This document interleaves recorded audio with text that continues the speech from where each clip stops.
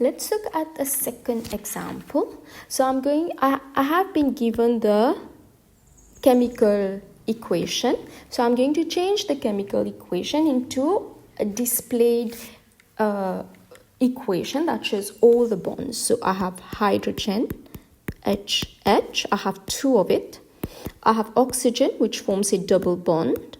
So here you will need to know a bit about your covalent bonding.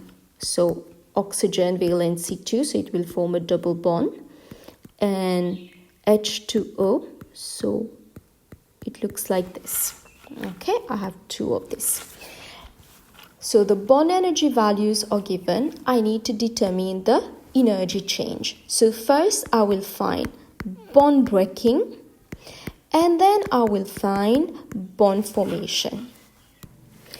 Now if I look at HH and O double bond O, there is nowhere that it appears on the product side, which means that both of these bonds are being broken. So HH bond is being broken. So I have HH bond that is being broken, but don't forget that you have 2 of it here. So there's 2 HH bond being broken, and there is also 1 double bond O which is being broken.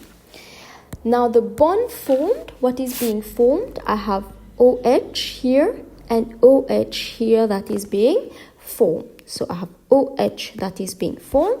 There is 2 of it. That's 1, that's 2.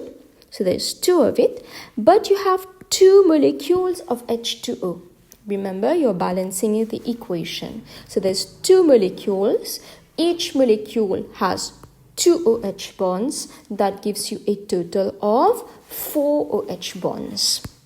So I have 4 OH bonds that are being formed.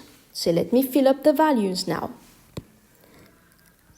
1 HH is equal to 436. So I have 2 of it. So 2 times 436. And 1 oxygen is 498.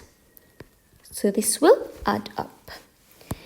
Now, bond formation, I have 4 OH bonds, 4 times 464. So I'm taking it from here. So I'm going to have this value here. Now I have computed the bond breaking and the bond formation. So delta H is simply going to be bond breaking energy minus bond formation energy. So 1370 minus 1856.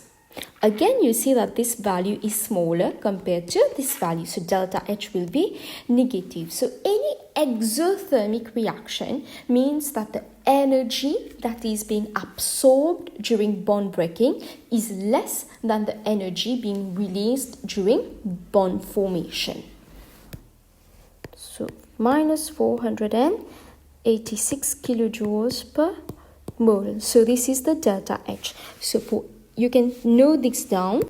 For any exothermic reaction, energy absorbed during bond breaking is going to be less than the energy liberated during bond formation. This is why it becomes negative.